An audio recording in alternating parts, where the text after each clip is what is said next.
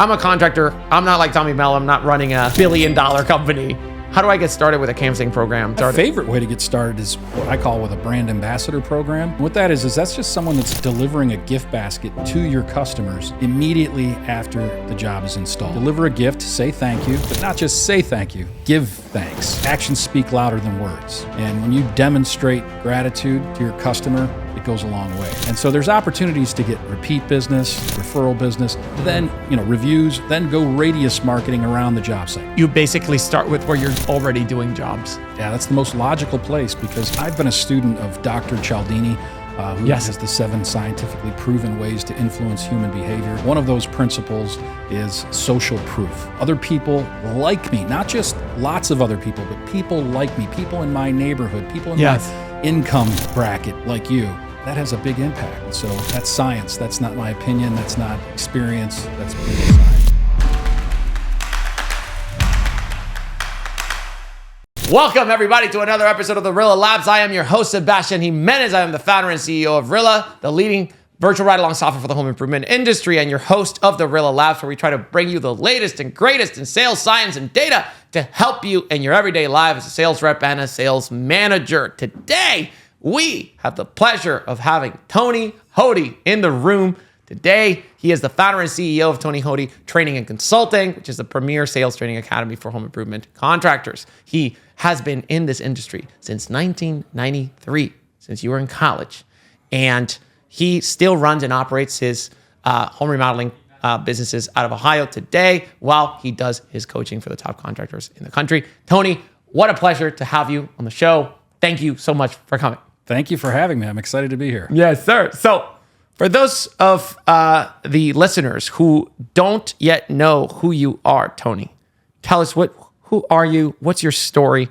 I mean, a lot of people listening already know who you are, but for those of you for those of the listening who don't, who are you and how did you get here?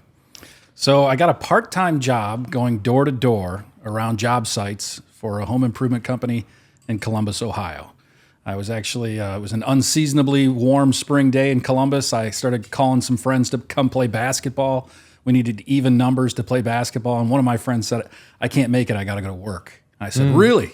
I need to work a lot more than I need to be playing basketball. Where do you work? He said, I don't even have time to explain it to you or I'm going to be late. Meet me on the street corner. I think you'd love it. You can come in and shadow me. And I said, well, can you at least tell me what it is? And he said, canvassing. And while I was walking to meet him, I was literally thinking like canvas pool covers or canvas awnings. Like what kind of canvassing are we going to be doing?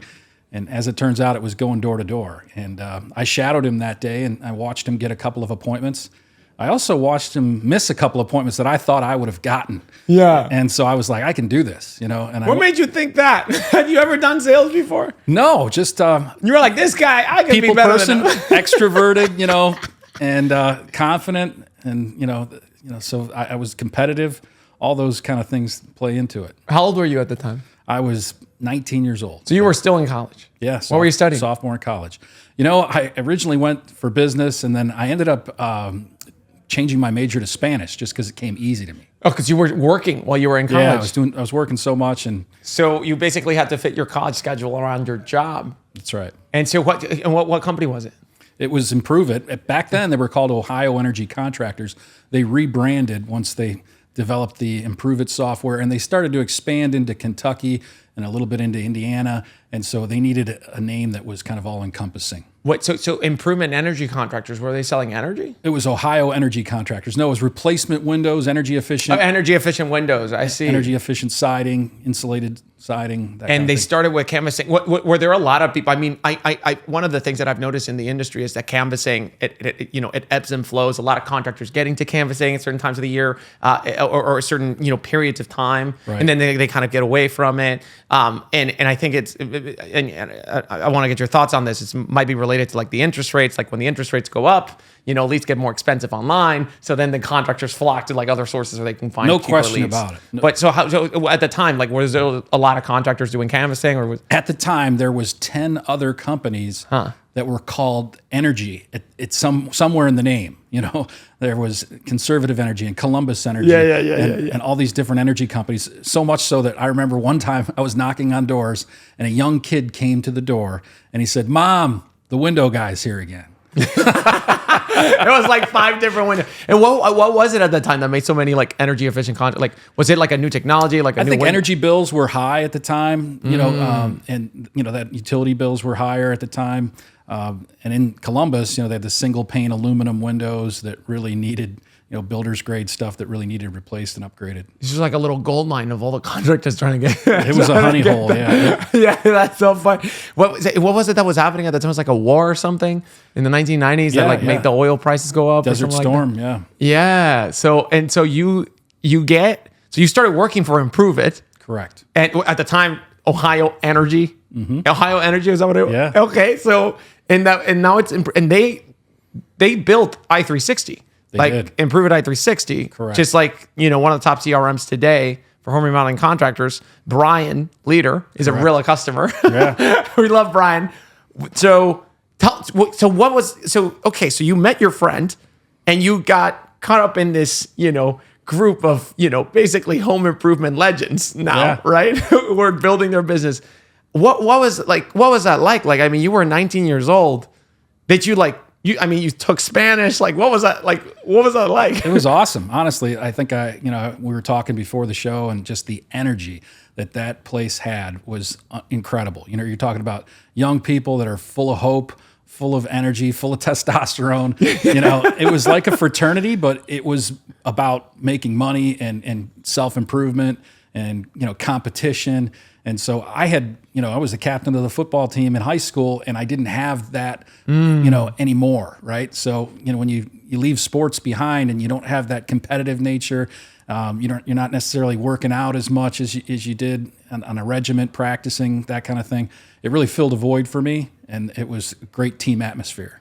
Dude, like, it's so funny. Like, what you're literally, and David's probably like realizing this, like what you're saying literally describes our sales team right here. Like the guy, just for people who don't know, and the audience who haven't been to the RILLA office, our salespeople, they have like their little, like corner in the office where they all work together, high fiving and stuff. They called it themselves the kennel because they acknowledge that they're a bunch of dogs. They call it the kennel, because and all of them, like JH, who said hi to you before the podcast, captain of the football team at Berkeley, then joined RILLA. Conrad, D1 lacrosse at Holy Cross University. Jacob Brown, he's his body, he's like a bodybuilder type. So all athletes. Yeah. So like that's what sales is a sport, right? We like to say that. So all athletes, exactly what you said. Athletes love the regimented structure, having the coach telling them what to do and giving them feedback and looking at the game. It's so fun. Yeah, having a mission, having purpose. Yeah. How many people were working at the time? We had about 15 kids going door to door around job sites, and they had about 5 sales reps at the time. So it was relatively small, but larger than most home improvement companies. Yeah, of course. But that's what's wild because compared to what they are today, they've been around. That when you told me that, I was like, holy crap! Improve It has been around since 1993. It's like longer than I've been alive. Really, born in '96, and which you think about home remodeling contractors in particular. It's like, most of them got a business the first 3 years, right? What was it that they did that made them such a long lasting brand? They value leads. They value leads. They understand how to make them. Yeah. And when the market, if it happens to dip, if their demand wanes, they know how to manufacture leads. Going door to door, working fairs, festivals, events, retail stores, even resurrecting old leads in their call center. They have a huge database. And so, they really value leads. And I think that speaks to why they use RILLA today, because they want to make sure that they're putting every ounce of energy into converting that lead into a sale. And so there's just meticulous attention to detail on, the generation of leads, the nurturing and cultivation of leads, and of course the conversion. Yeah, because then they're not, kind of like subject to the whims of the market. No. They don't have to rely on like, a lot of leads. Cheap leads are cheap. You know what I mean? Oh, everybody's good. But when things get tough, right? Who gets the market share? And it's like that's one of the things that I've noticed, especially now that we're going into like a contraction, recession, however you want to call it, in some markets. Contractors are like, oh my God, the leads are down. You see people like Improve It. You see people like Power Home Remodeling who have developed MLMHI in Virginia. they run their canvassing programs. And not just now, they're not trying to learn it now. They've just been doing it. Well, that's the thing. They actually have systems in place for these things, you know. And I think that's another thing that RILLA does is it gives you a system for coaching salespeople. You know, and really, again, taking a lead and making sure that you're squeezing every drop out of that lemon that you possibly can. And, you know, that will help you withstand the test of time because it's not just the market. That's important. Right. But we've also seen people come and go in that business, right? Right. I was there. I left. We used to joke and call it the revolving door for millionaires because a lot of these guys went out and started their own businesses and are highly successful today. Because of the culture that they developed. Because of the culture, because of the fact that they understood the process. They understood it was a system and it wasn't just, you know, winging it on your own. You know? How did they learn that? Where did Brian pick that up from? You know, they came from a business that was very disciplined in the Baltimore area. They went to college at the University of Maryland, and they actually went door to door and sold in the home. And you know, they then moved to Columbus, Ohio, to get away from competition of their previous employer, and also I think, like I said, it was a little bit of a honey hole as far as the housing stock was ripe for replacement. And when you like a lot of these, when you talk about these kinds of like companies that generate, they generate these kinds of cultures that reverberate across even the company itself. Yeah, like beyond the company itself. Like you think of PayPal, like the people who founded PayPal. You have Peter Thiel, who was the first investor out of Facebook, founded Palantir. You have Elon Musk, who founded SpaceX and Tesla. You have the founders of YouTube that came out of PayPal, LinkedIn that came out of PayPal, Yelp that came out of PayPal. Right. So many awesome companies. Everybody was a PayPal. It's like they call it PayPal Mafia. And you see why. It's because of the culture that they had. It's almost like goes into like the cult-like territory. It's like these cults that get developed. What were the critical components of so they value the process, they value the leads. What were the other critical components of that kind of culture that you guys had? Recruiting was huge because it was people driven, right? So people made the leads. All businesses people called the leads, people sold the leads. And so, having a culture that knew how to go out and recruit. I mean, we would go out on campus and we would canvas for canvassers. Right? Interesting. Yeah, we would canvas for call center people. We were actually almost going door to door, person to person on campus, trying to get people into that cult-like mentality. Ask your roommates. It was always, reminding every day, bring in a friend, get a bonus. There was, in so many companies, you ask the employees, you ask the founder, you ask everyone in the business, what is the referral bonus for bringing somebody in? And you get a different answer, or I think we have one, but I'm not sure. When I was, at Ohio Energy, Improve It, we all knew what the referral bonus was, right? When you got it, when it was dispersed, all that kind of stuff. And that makes a huge difference. It's a constant reminder. Was it commission based only? Because you guys were all working you guys were all still in college, right? Yeah, we were all still in college. It was a low hour. I mean, it was $5 an hour. Oh, wow. Right? And then the rest was performance based on, demonstrations and sales. And what, when you were there, you learned this process. I mean, what was the next step? Because obviously, I know you from LeadCon, the very, famous conference. You're known as like the master of the canvassers. Like you work with Rick Grasso. Like how did you transition from being a 19-year-old canvasser at Ohio Energy to becoming Tony Hoty?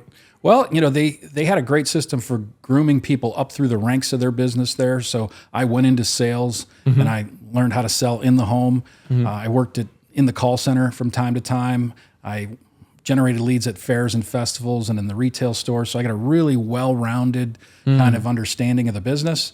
And Rick Grasso was a sales trainer who came in to train us back then. And I got to meet him. And so when I went to one of his conferences years later, he asked me to stand up in front of a group of 300 in Alexandria, Virginia. And, I shared with everybody how we generate leads and, what we do.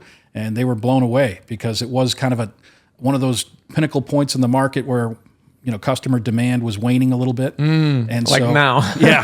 So when I got back home, my voicemail box was full of contractors wanting more information on canvassing. And as you mentioned earlier, there's these periods where it gets heavy when the demand is not as high as it usually is, and then it goes away. Well, we had a long period of prosperity, and then what happened was all the people that knew how to go door to door kind of retired, moved on. Right. And so when the federal do not call list went into effect, that really shook the home remodeling industry. Right. You know, That was like last year, no?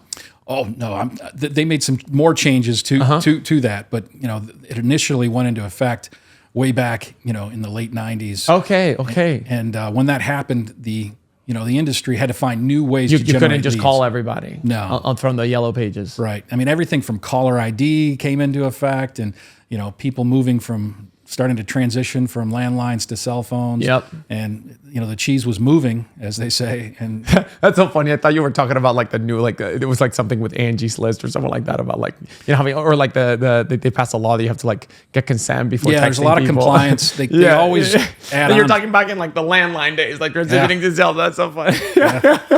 Yep. And so then when you did that conference, that's what was happening at the time? Yeah, that was, everyone was really, it was well-attended conference, and it was because the federal do not call list was impending. It was coming soon, and everyone was looking for answers. What are we going to do to generate leads going forward? We're not going to be able to, call folks over and over again. We're not going to be able to go to get sweepstakes and things like that. We're going to have to get consent forms signed. And so a lot of folks, because of all the changes, were considering Alternative ways. Yeah, alternative ways. And I was certainly able to help a number of people with that. And so, so what are these alternatives? So we got door-to-door canvassing. Right. You just go into people's homes, you knock there. You mentioned home shows. You mentioned retail stores. What else? Fairs and festivals, non-home show events.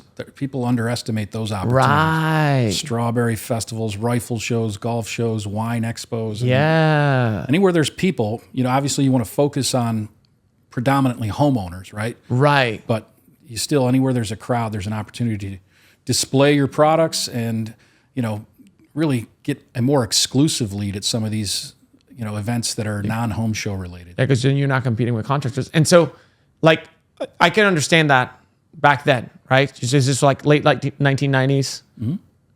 You're, and at the time, people are calling from the yellow pages. People are doing ads on the probably the newspaper, ads on TV, radio. Yeah. Maybe internet's still getting a little. Nobody's really doing internet ads at the time.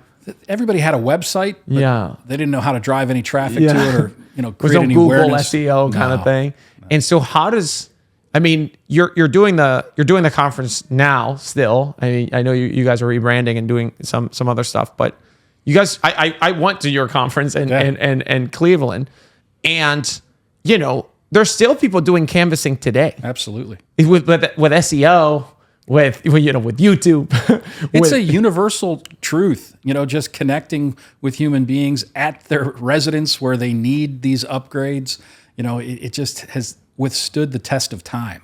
Even during COVID, when everyone thought that homeowners wouldn't want someone coming to their door, the opposite was true. Homeowners were trapped because in their they were house so desperate for human connection. It was like the best time to connect with somebody. Hi, come on. It's like almost like a zombie movie where you see like a human being. Yeah, they're inside with their kids all day, and they just want to have some adult conversation, have some fun with anybody. And they had a little extra cash so that they were ready to talk about projects. But it was funny how the negative, mind went to, well, nobody wants to be knocked on their door. The opposite was true. If you were positive, if you just said, we're going to go out and fight through this, you actually discovered that, it was a great time to be knocking on doors. Yeah, and now it's one of those times, by the way. And you saw like the conference was replete with people trying to, again, learn that. And I had I noticed it started happening again, like the leads were getting more expensive because back in 2022, 2023, we started hearing from more and more home remodeling contractors, hey man, do you know anybody who's doing canvassing? You mean canvassing. And I'm like, oh, it's coming back. It's like one of these periods where it's like, oh, the leads are getting expensive. Is that what drive? I imagine that's the main driver. It's like leads online get more expensive on Google, whatever it be, and then do people just start looking for? Yeah, cost is a huge factor, so they start looking for alternatives. But so is it cheaper to do a canvassing lead than to go online? If you do it right. If you do it right. How much is like I mean, there's some markets where the cost per lead is like $900 or $800. What like in Ohio, what would be like the cost for like a canvassing lead? $300. How do you what goes into the cost? You have to pay the canvasser. Yeah, hourly rate for the canvasser and a bonus for a qualified lead that actually demonstrates, right?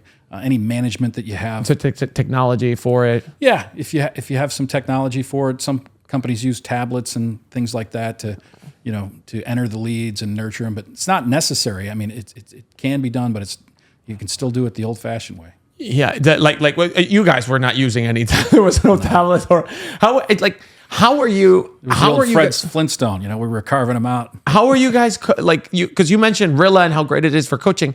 I'm thinking about the coaching, right? So and you talked about all the costs, right? And like so people understand. Cost is like hourly rate, some bonus, commission, and some coaching, just some technology. And that's it. Brochures, the same kind of ththing that you have lying around for home shows. And just to pause here, it says $300, right? Cost per lead. That's like 3x, 3 times cheaper, more cost effective than $900, which you're seeing in some markets to get a lead. Why isn't everybody doing this? Because it requires leadership, and it's disguised. It's like they say, opportunity is often, wearing overalls and disguised as a lot of work, which it can be. When you write a check from the checkbook and you give it to an marketing advertising agency to make me some leads, That's it. You just have to turn easy, it on. Right? Yeah. But managing people, recruiting people, leading people, that takes quite a bit more time and energy. And so a lot of folks pass up on. That's what it's not the cost. That's like it's really or at least the monetary cost. It's really just the effort and the know-how and the the skill level that you have to recruit people, to actually put them to work, to manage them, to train them, to onward, to actually get it to be done effectively. That's it. If I'm a contractor today, I'm thinking about, I don't have a canvassing program. My leads are getting really expensive. I mean, even Tommy Mello, who's one of our customers, he does this for garage doors, right? Where he does door knocking. One of the things he does is like, he literally has his guys leave like little things. They'll go into your home and to clean your garage door for free. It's like, hey, clean your garage door here, like get your information if you ever need anything. And they generate, people's information they can call back later just by giving like a free kind of, and it's like almost like they're paying for the information. Yeah. Which is like acquisition of information, which is very smart. I'm a contractor. I'm not like Tommy Mello. I'm not running a $1 billion company. How do I get started with a canvassing program? Let's say I have 10 reps. How do I start? And I've never done canvas. How do I get started? My favorite way to get started is what I call with a brand ambassador program. Okay. And what that is that's just someone that's delivering a gift basket to your customers immediately after the job is installed. So within 72 hours of completion, deliver a gift, say thank you, but not just say thank you, give thanks. Actions speak louder than words, right? And when you demonstrate gratitude to your customer, it goes a long way. While you're there delivering that gift basket, you can, get online reviews, you can take after pictures. We love giving our past customers a little plastic gift card. It looks like a credit card that is a referral opportunity. You can pass that along to some friends or family, and then you frame it up as a gift. Who do you know that might appreciate this gift? And then you as a past customer are now entitled to some extra savings. You can use this gift card on a future project. And so there's opportunities to get repeat business, referral business, then, reviews, then go radius marketing around the job site, knocking on doors, leaving Post-it notes. A lot of the low-hanging fruit in the neighborhood where people were walking dogs and they saw the work going on, or they were peeking through the blinds and they saw the work going on. You don't want to miss that low-hanging fruit. You want to protect build a fence around your job site, so to speak. So then you basically start with where you're already doing jobs. Yeah, that's the most logical place, because most often, if the houses are at that age and the construction type is materials that were used at that house is going to be almost identical next door and nearby. And you have completely just such a great kind of word of mouth lever there. It's like, I was just doing, do you know your neighbor Nancy? I was just helping. We just did a job. You could talk to her. Yeah. And that's interesting to me, because when you're dealing with leads from online sources, it's just the whole market coming to you. Correct. And one of the things you're trying to do once you get to the home is you're trying to establish yourself as a reputable company that you can actually trust with the most precious asset that you own, which is your home. Correct. And you're going to do a big project. A lot of contractors mess up, and you're trying to convince the homeowners no, I'm the right company. They're looking for multiple bids. Conversion rates are also down now. It's not only leads that are, more expensive, conversion rates are down because people, once they made that decision, okay, let me get some quotes here. Let me call some contractors. Let me have them come out for an inspection, replace my windows, baths, whatever it is. Then when they see the price, they get less approved for financing, right? They don't have as much money in their pocket to be spending. They'd rather keep their money in the bank, earning like a nice little 5%, 6% interest rate, right? Less new home builds, right? All these things for things. So it's harder to close the homeowner also. Yeah, and that's another reason why targeting with such precision is so important, because you can't control who calls you when you run an ad. I don't care if that ad's on Google, it's on television, it's on radio. You can't control where that call comes from. Could be an hour away, could be in a bad neighborhood, low home values, poor credit. But when you target the neighborhood by hand picking it, you have great, the odds are in your favor that you're going to have the credit you want, the home value that you want, and you reduce the travel time for your sales reps too, because now they're going to go to the same place, and then not only that, you're probably generating higher close rates because you're literally selling to customers who just are gonna. You already did. If you're doing great work, then you're gonna talk about it. Sure, you have a complete testimonial right there with like one of the biggest things why people have sales resistance is when they say like, oh yeah, you might be a great company for so and so, but that doesn't work for me because my needs are different. Well, who else is, who's going to be more like you than the people who lives next to you? So it's like this, do you see that helping like with like self-generated leads? I've been a student of Dr. Cialdini, who has the 7 scientifically proven ways to influence human behavior. One of those principles is social proof. Yes. And, knowing that other people like me, not just lots of other people, but people like me, people in my neighborhood, people in my income bracket, people in my, housing, similar style homes are choosing companies like you. That has a big impact. And so, that's science. That's not my opinion. That's not experience. That's proven science. And that's interesting because like what I'm thinking, like, I mean, businesses like Improve It, they still run leads through every single other channel. Like they do Google, they do, Facebook, they do, advertising, all the above, but they keep a really good pipeline of canvassing leads as well. There's an interesting thing that I learned from attending a lot of industry conferences, doing a lot of consulting with a lot of different networks. Some of these networks share data very, very well. And when they pool that data all together, they find trends. And what they find is that companies that go door to door, companies that manufacture leads through some channel, they take better care of leads than companies that don't.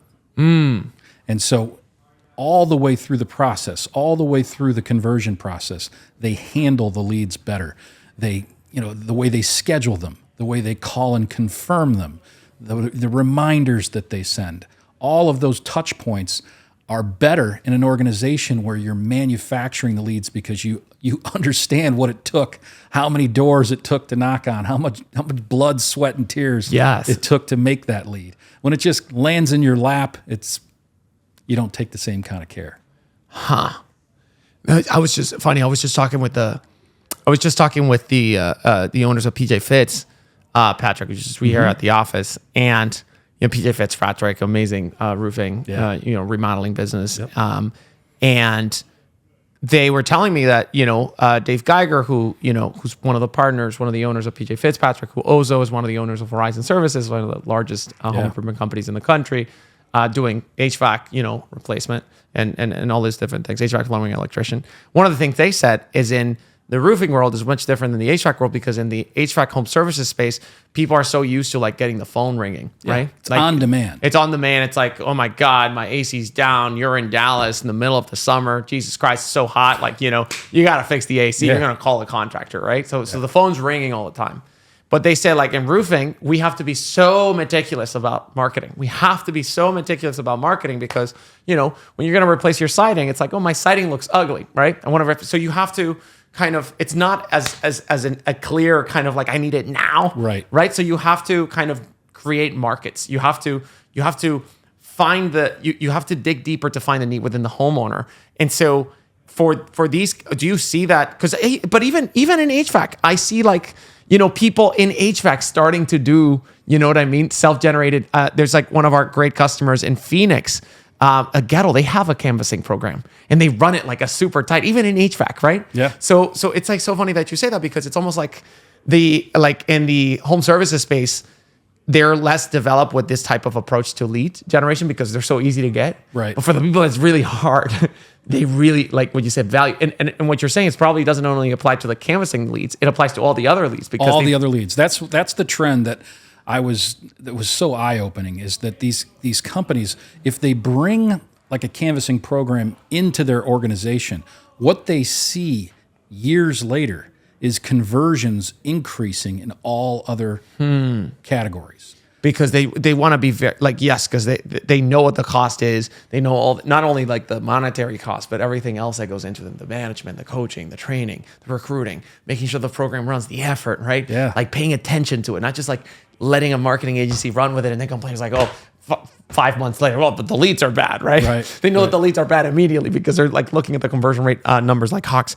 How are you guys coaching any of this? You know what I mean? Like actually making sure that you got the most, because what I'm, like what you said is making sense to me. Like they really value leads, right? Like you're squeezing all the juice that you could possibly do. You're not only like generating it, you're trying to close it to the best capability because you're coaching the salesperson to close it. You're also, once you close it, you say like, let's generate more. Right. Let's actually make this not be just a sale, but a market generation mechanism. Yes. With like-minded buyers who are around the territory. So you're squeezing all the value. How did you, back in the 1990s, how were you guys making sure that, because, one thing is like, okay, you have a canvassing process, you have a script. How the hell do you even make sure that people follow a script without a tool? Like, but back then, how were you guys doing the RILLA without the RILLA? It's really about metrics, right? It boils down to KPIs. Right. So you learn and you understand what an individual is capable of doing. And much like with RILLA, how you're modeling salespeople after the top rep in the organization, right? You're taking that data. Well, this rep spends more time in the house. This rep, he delivers price 39 minutes later, right? All those great KPIs that you're able to share with your clients, RILLA clients.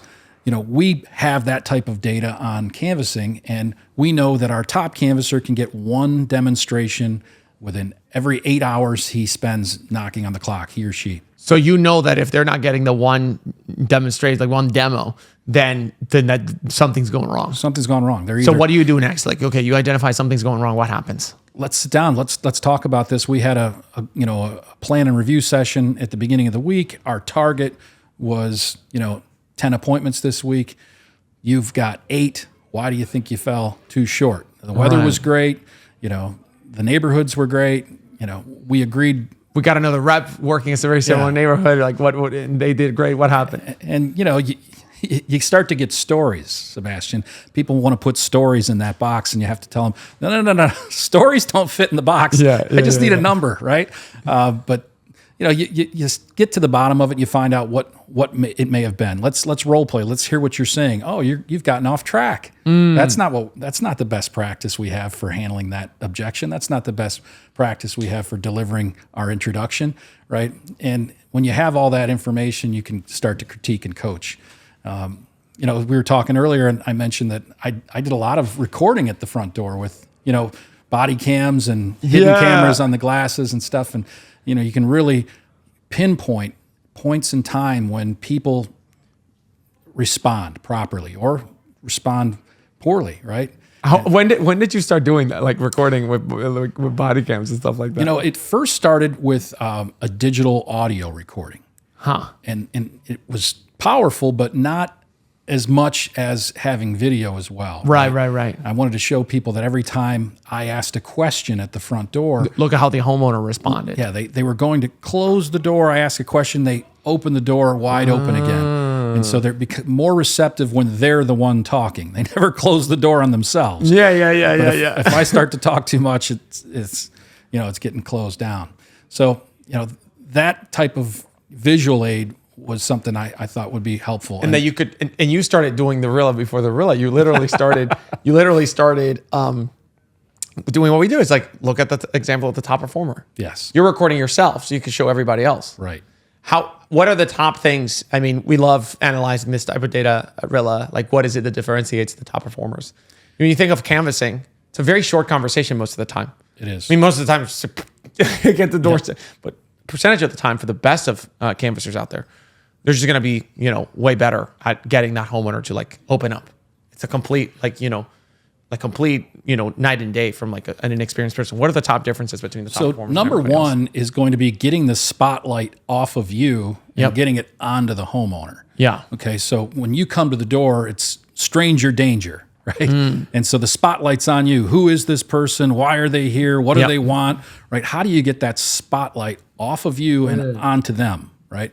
And the way you do that is with questions, and of course, compliments are great at endearing others to like you if you study Cialdini's work. But saying things like, "It looks like you have a beautiful roof. It looks brand new. Who did that for you? How long ago was it?" And then it becomes a conversation, a back and forth. If you're talking at them, the conversation is short.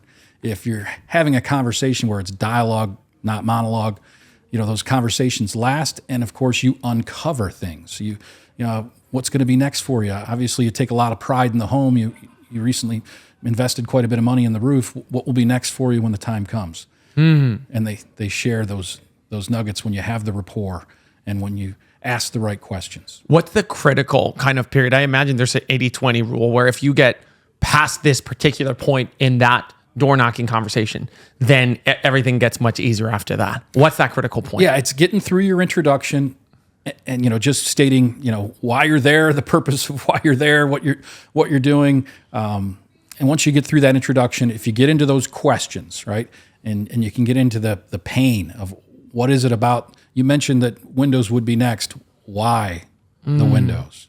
Why What's the windows? going not on with else? the windows that has you considering the possibility of replacement?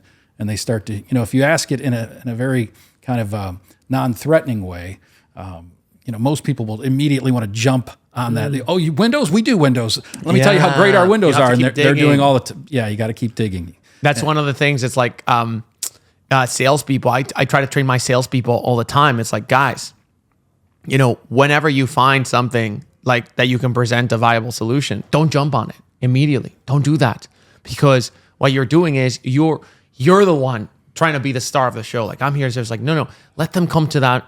Let the customer come to their own conclusion about what they need and why, and keep digging, right? Yes. Because it's like, if you get so excited, then you're ruining the party.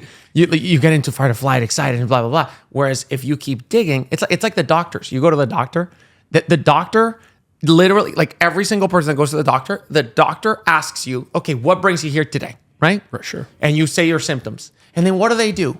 They ask you a whole nother set of questions, right? Like, what's your history? Do you have any medical history with this kind of thing? Have you ever had surgeries? Like, they start digging so much deeper.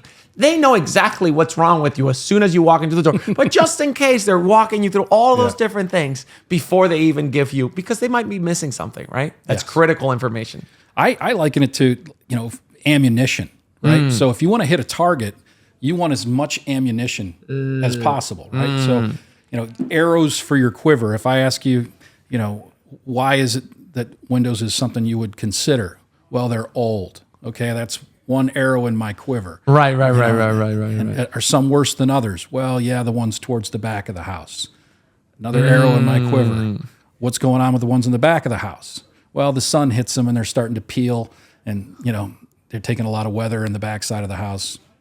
Another arrow for my quiver, right? And then when you start to fire your arrows, if you have enough of them, you're going to hit your target. But if you only have one or two, you might not hit your target.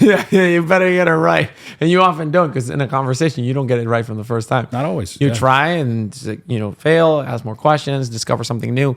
When you're, this pitch, this kind of, discovery, greeting, it sounds very similar to, what we've seen today. What changed from the 1990s to now in terms of like the process, in terms of how you approach homeowners? For instance, like in the in-home appointment itself, like the 2-hour, you're meeting there with the homeowner. I have asked this question to many sales coaches, and the main thing that they tell me is, the internet. The internet changed everything, because now the homeowner is way more informed. They can actually do their validation. There's so much more research by the time you get to the home. So you have to. So what are the differences when you're like door knocking now versus door knocking in the 1990s? Well, there was no Ring doorbells. back when I knocked on doors in college, right? There was How does that change the interaction when there's ring? People are looking to see on their phone who it is before even opening deciding the to door open the door. And that's why uniform and ID badge and things of that nature are huge. They weren't so important back, 2 decades ago, but now they've become incredibly important. If you've got the right attire, you're going to inspire, right? And it inspires someone to come answer the front door and speak with you. If they think you're coming from the utility company or maybe you're working on a power line or a sewer or something like that because you're wearing a bright yellow vest and you've got a big lanyard ID badge, you got a much better chance of increasing your contact rate. And it's a numbers game, right? You miss 100% of the shots you don't take. If they don't answer the door, you've got no shot. Right. So you just even getting them to answer the door is harder now. Yeah. You know what? That's so interesting because one of the things we noticed, we have a customer who was actually doing the RILLA before the RILLA back in since 2014. They started recording their conversations, with devices that they would use, and they told me that after COVID, after the Ring cameras, after all of this, they used to get a lot of resistance from home, or not a lot, but they would get a lot of questions, like, "Oh, are you guys recording?" Because they would tell people, right? It's like, "Oh, we're recording this for quality and training." And then we get a lot of questions, like, "Oh, what is this for?" Never somebody telling them, "Hey, you can't do that." But then after COVID, Ring cameras, everything, they told me "Oh, nobody even cares. Yeah. Nobody even nobody even thinks about it." Because we even have I think in Chicago, a window company in Chicago, a large window company, they let the customer know, "Hey, just we're recording this meeting for quality and training purposes." Customer goes, "Yeah, I'm recording you. You're being recorded." Also, and then the guy goes yeah, I am being recorded for quality and training purposes by my company. And the customer goes "You're not understanding me. I'm recording you on this end also." And the guy goes, "Oh." It was like a Mexican standoff. Like, "I'm recording you, you're recording me." Because it's and that's one of the things that we saw, one of the big bottlenecks for RILLA is "Oh my God, our homeowner's going to be, are they going to be receptive to getting recorded?" It's now, so much as, it's totally normal because people are on Zoom all day. Zoom meetings are getting recorded. They're recording their home with Ring cameras. They have Alexas in the home. So that aspect has lowered the complete resistance to doing coaching, recording for quality and training purposes. What else? What else is? So, there's these private groups on Facebook and Nextdoor, for example. And so their neighbors are communicating with each other to let "Hey, don't answer your door." The window guys in town or the roofing guys in town, right? So, you have to be on top of your game, because your contact rate is going to get reduced if you're not really dressing the part and inspiring people to come to the door. On top of that, online reviews has become huge. It's so important because the minute you walk away from that door, they're going to Google you and see, what is this company all about? Do they have a good reputation? I'm not going to trust necessarily what the person said at the front door. I'm not going to take their word for it. I'm going to verify it. It's trust but verify. Right. And so having those reviews and references and things like that is also important. To increase your hold rate on appointments. Yes. Once you book that appointment, they look you up. They don't feel there's something, bad going on here. Correct. What about, you were talking about social media. What about combining other advertising that really targeting a particular area with Google ads, with Facebook ads, because you're going to be doing canvassing there to kind of generate for years, companies have been sending out direct mail pieces and then going and hitting those neighborhoods, even holding the direct mail piece, say, did you get this in the mail? Oh. That kind of thing. So I recommend, multiple impressions. That's what marketing's all about. People need to see your name and your brand multiple times. I also think some of those community pages, instead of just being the victim and letting the neighbors talk about you, why not control the dialogue? Why not film a video from the job site during the day? Say, "Hey, we're here this morning installing new windows at such and such neighbor's house. We're installing this many windows, this brand of windows, and then we're going to have some people in the neighborhood today, signing up for free estimates. The first 5 people get a gift card," or whatever the case may be. But prompt it, preempt it, instead of just being a victim that this kind of thing is going on. What are the big red flags or the big mistakes that contractors make when they launch their canvassing programs? So they're winging it. They're not following a blueprint. They're not following a proven process. What do you mean by winging? It's canvassing. Let's try canvassing. Yeah, they don't do a whole lot of research on it. They think it's simpler than it really is. They're just going to go out and knock on doors. Hello, my name is so and so. I'm here on behalf of such and such. Those kinds of intros don't work. Your company brand on your shirt. We fall in love. Our egos fall in love with our brands and our logos. And the homeowners, that doesn't mean anything to them. They're more inspired by someone in a bright yellow construction vest with a an important badge that looks like they should come speak with them. How long does it take to set that up well? And they do the recruiting process to set up a script. If I'm a contractor, I don't know. How long does it take to stand up a canvassing program correctly? So if you do it on your own without coaching, training, or networking with another company that has, your trial and error can take a long, long time. Yeah. But if you network with other companies in your industry that are really good at this, and you go shadow, that type of thing, you can accelerate that really, really quickly. What about home shows? What about what's the differences between the home shows and the canvassing? It's a lot of the same. People think you just go exhibit, right? You put beautiful displays. Yep. And you show up. And a lot of times they'll staff those booths with salespeople instead of marketers. Yep. That's a mistake, right? Because they're trying to sell in the booth instead of just get the name, address, set the appointment. They crucify instead of qualify for the appointment, right? So like you have a sales closer there who's trying to close. They have the closer instinct. Yes. So it's a different skill, booking an appointment than the Yeah. So that's a big factor, and just everything from the way you set your booth up, a call to action or an attraction device that gets people to want to interact with your exhibits, right? Anything you can do to drive traffic to your booth.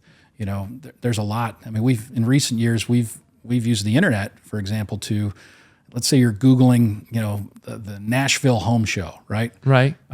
We've occupied that real estate. We now have free tickets to the Nashville Home Show, and home show tickets $5, right? And if you buy them in bulk, maybe it's $10. But if you buy them in bulk from the exhibitor, you can get them at half price, and you can use that as a magnet. So when they're they'll call your office and ask for the free ticket. And what are you going to the show to see?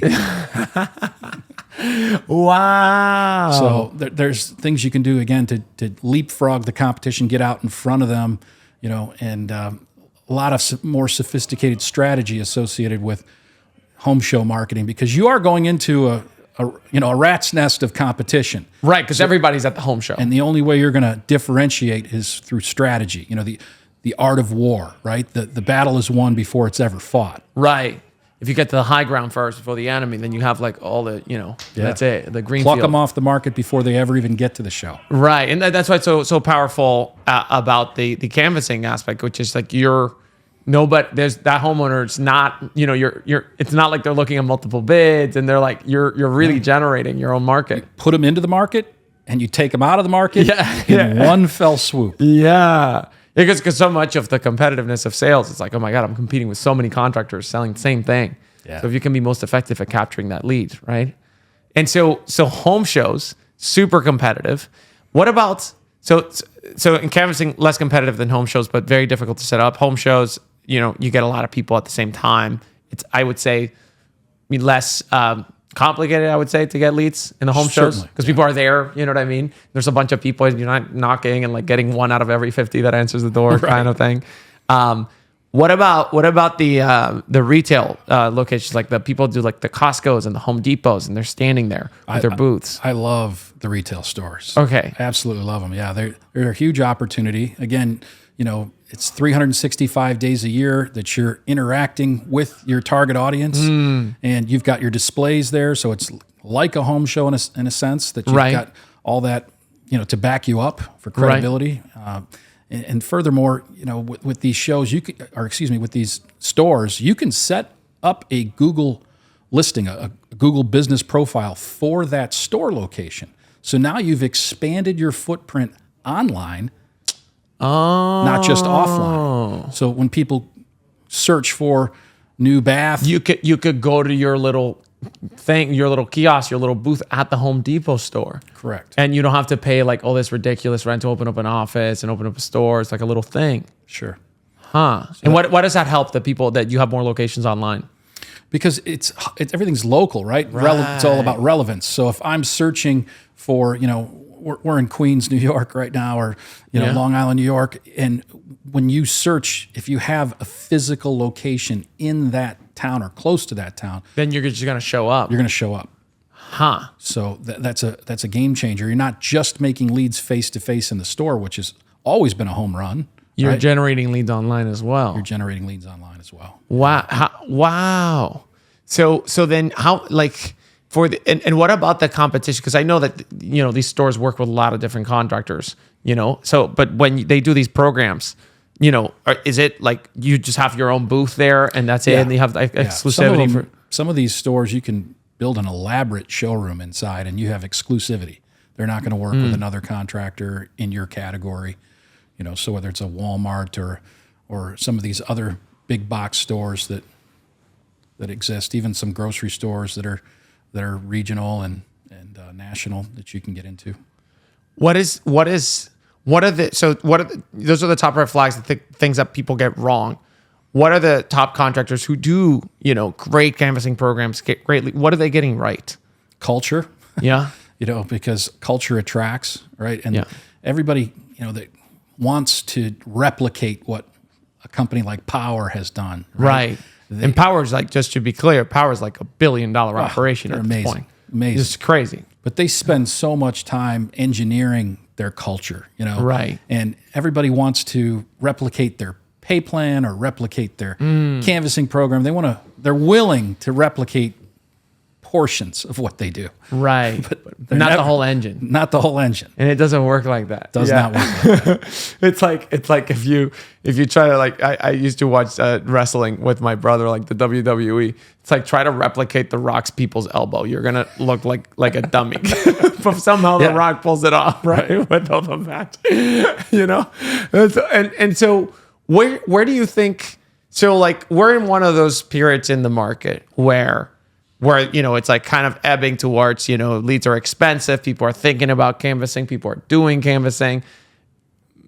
My estimation is that once leads go down in price, people go back to kind of getting a little bit lazy with their leads. Where does this go in the future? Like where these types of lead generation mechanisms, how do you see it changing with new technology, new habits? Technology is always an accelerator. Yeah. Right? It's always been an accelerator. I love the book Good to Great by Jim Collins. And talks about how technology is an accelerator. It helps good companies become great, but it's not necessarily the thing, right? Yeah. The thing is the culture. The thing is the systems and the process, right? Yes.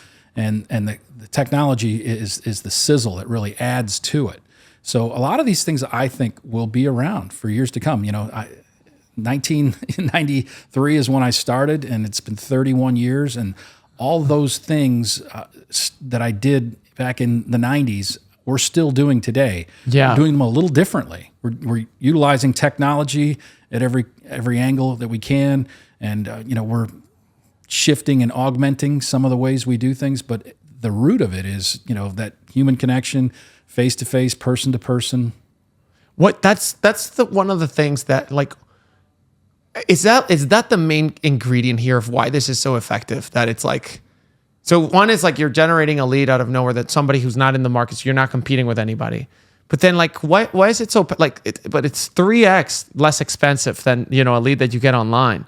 Is it really the power of the face-to-face interaction that you have with somebody who, like, you actually generate that trust versus like some Google ad that you saw from a faceless, nameless company that you have no idea, like one of the window people, you know what I mean? What is it that makes this? It's the interruption, right? It's the capturing their attention, right? Instead of just waiting for it to come to you, you're inserting yourself in the equation, whether it's, at a show, whether it's at a retail store when they were going to the store to buy shampoo, but if you handle it properly, they'll come home with the whole bathroom. Right. It's like one of my one of the products that I love is called Superhuman. It's like an email.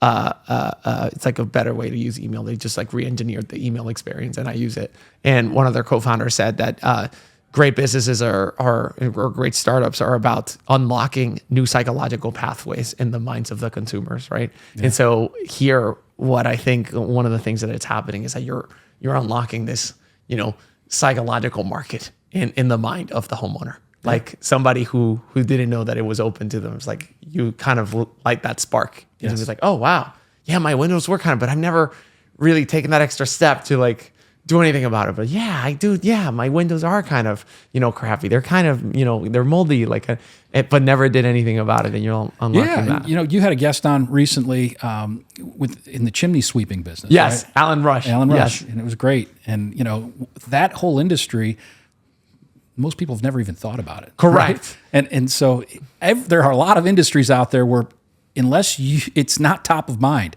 it takes that human interruption, inserting yourself into the equation and bringing this to their awareness, bringing this to consciousness that this problem might exist, and we might be able to make your life more comfortable, more, save you money, whatever the key benefit is. Yeah, because it's like a lot of times, this is one of the great lessons of great businesses also is that they focus on problems that are so deep, right? It's so deeply entrenched into your lives that you don't even notice them a lot of the times, right? Like Steve Jobs, he was such a great product builder because he would really sit with the problem for a long time and really make sure that he understood the problem well. And it's a problem that we like for instance, when he came out with the iPhone, one of the things that he pointed out was like, oh, and you don't need a stylus. Like when the smartphones had come out before with the Palm Pad or whatever it was called, like back in the 90s, they came out with like a little pen that you had to like do this. And one of the things he said was like, well, the stylus, you lose it, and I can imagine people using it normally, like, of course you're going to lose, you know what I mean? But it wasn't something that they sat with and like for a long time, you know what I mean? So when you're going out there and you're letting that homeowner understand like, oh, it's almost like it clicks with them. It's like, oh my God, yes. And that's when it works, right? Yeah. Huh.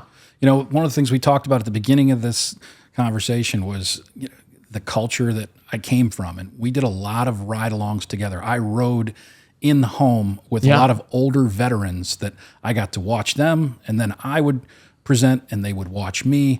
And, it was great for culture. It was great for learning.